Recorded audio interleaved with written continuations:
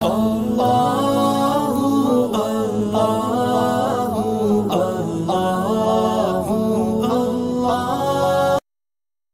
اللہ الرحمن الرحیم۔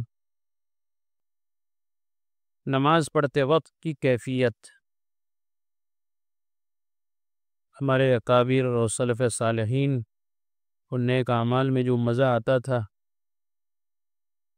اس کی مثال اس زمانے میں ملنا مشکل ہے، اس لیے ان کا ہر نیک عمل ایسا ہوتا تھا کہ جو قابل رشک ہو۔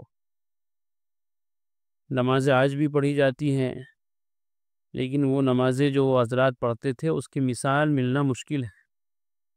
قرآن آج بھی پڑھا جاتا ہے، جس شان کے ساتھ اور جس مزے کے ساتھ جھوم کر حضرات صحابہ اور سلف صالحین پڑھا کرتے تھے اس کی مثال ملنا مشکل ہے۔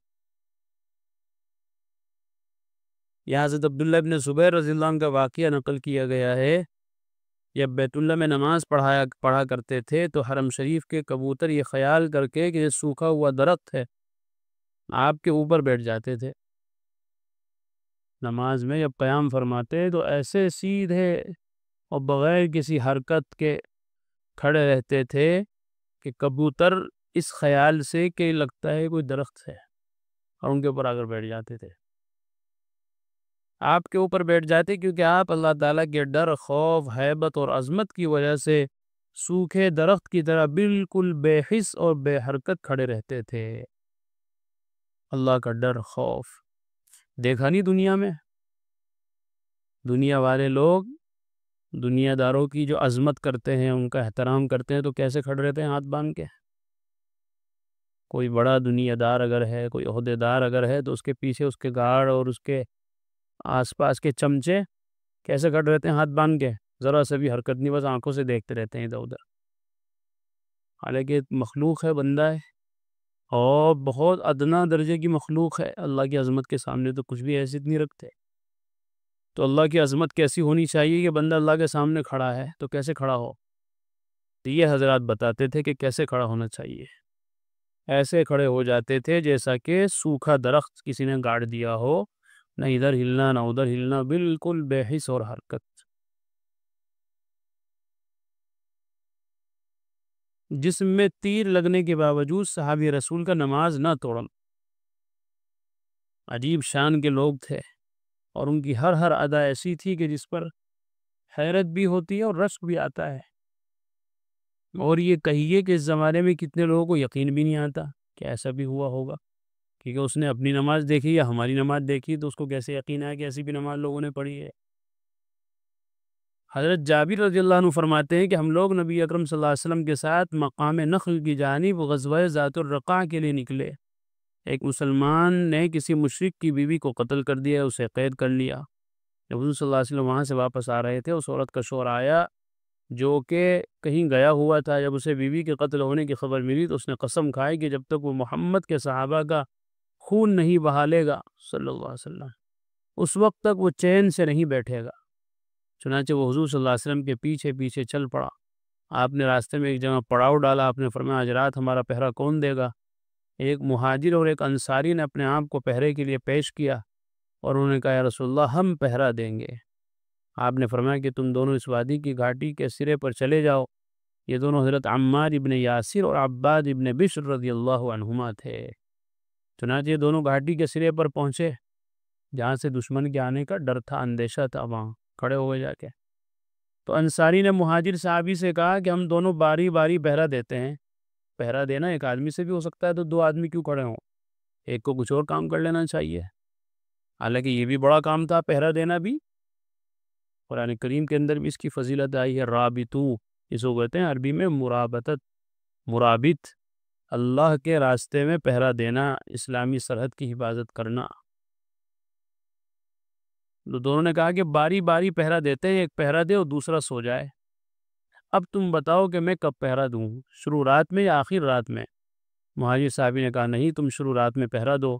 چنانچہ مہاجر صحابی لیٹ کر سو گئے اور انصاری کھڑے ہو کر نماز پڑھنے لگے۔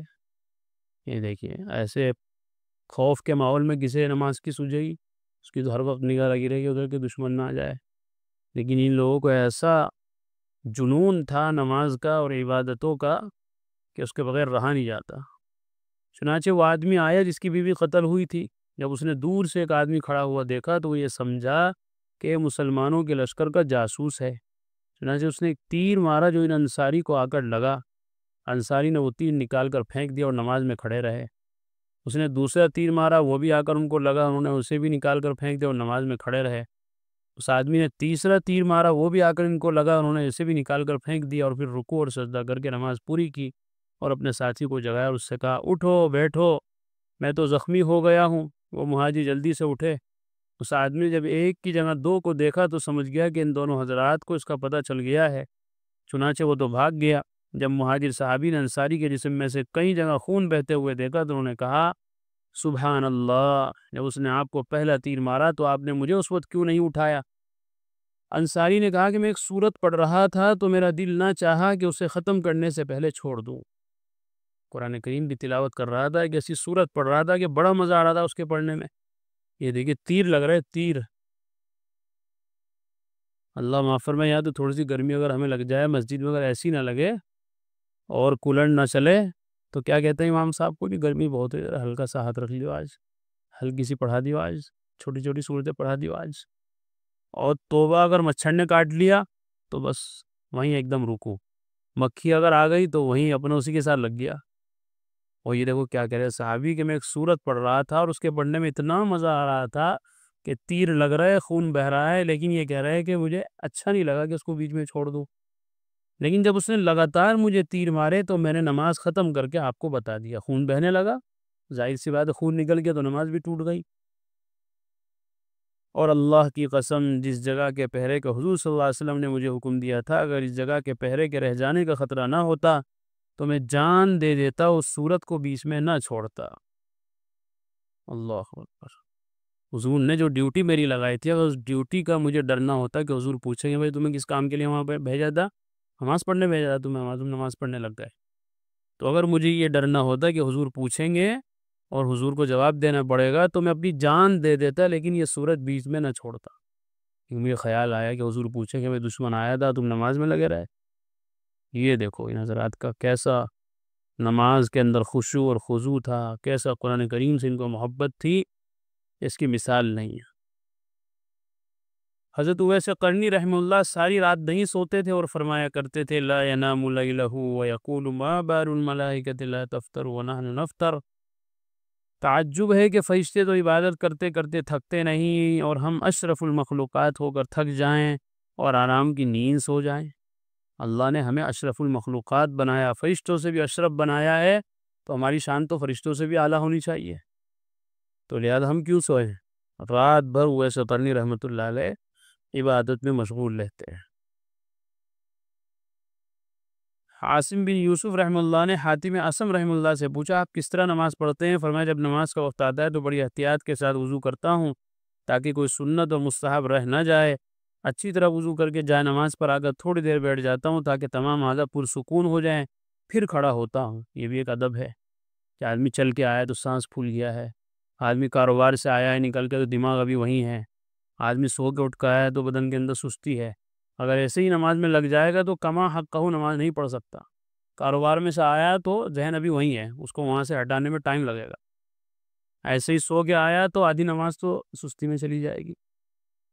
تو اس لیے یہ ادب ہے کہ جب آدمی ان چیزوں سے نکل کر آئے تو وہ تھوڑا رک جائیں، اپنے اعضاء کو سکون دے لے، دماغ کو حاضر کر لے اپنے، پھر اللہ اکبر کہہ کر نماز پڑھے.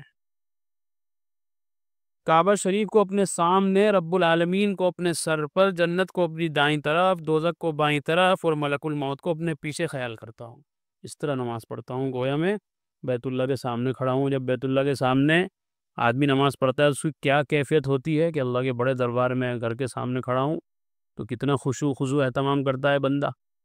اور اگر اس کو یہ بھی استحضار ہو کہ رب العالمین مجھے دیکھ رہا ہے، میری نماز کو دیکھ رہا ہے کہ میں کیسی نماز پڑھ رہا ہوں، آدمی پھر اور اچھے سے اچھی پڑھنا چاہتا ہے.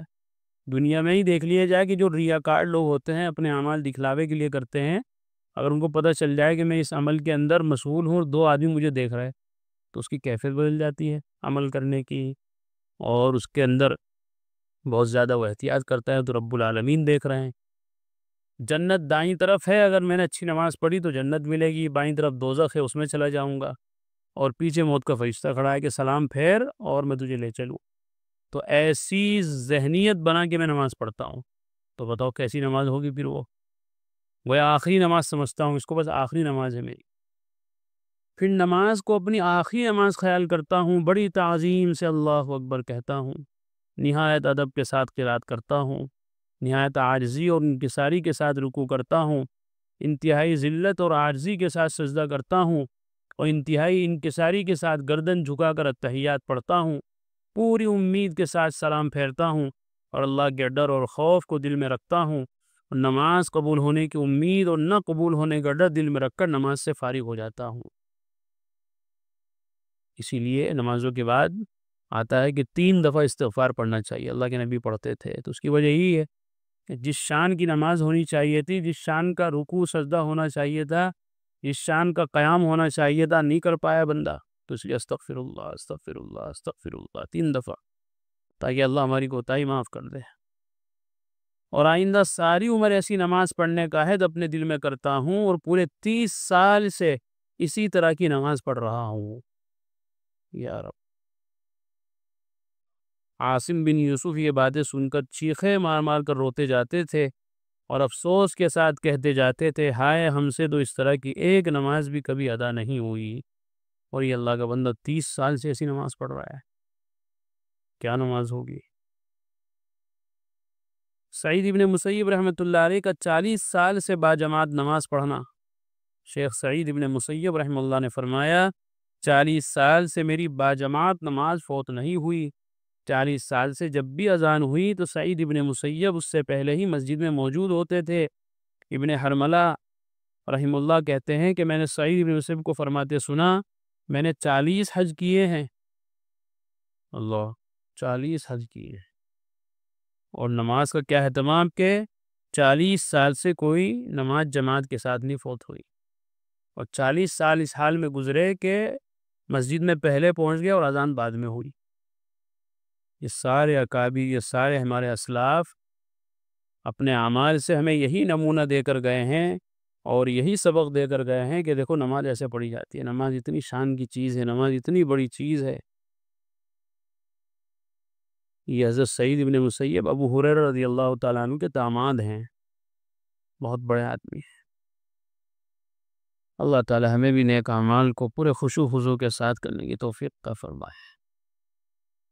قرآن کریم میں اللہ تعالیٰ فرماتے ہیں الا بذکر اللہ تطمئن القلوب، کہ سن لو، اچھے سے سمجھ لو، اللہ تعالیٰ کے ذکر ہی سے دلوں کو اطمینان نصیب ہوتا ہے. یعنی اللہ تعالیٰ کے جو انعامات و احسانات و اس کی نوازشیں ہم پر ہیں، اگر ہم ان کو یاد کریں گے تو ہمارے بے قرار دل کو قرار آ جائے گا، سکون مل جائے گا. اگر ہم چاہتے ہیں کہ ہمارے دلوں میں سکون آئے، اطمینان نصیب ہو، تو اس کا ایک واحد علاج اور ایک بہترین دوا یہ ہے کہ ہم فوراً اللہ کے ذکر میں مشغول ہو جائیں.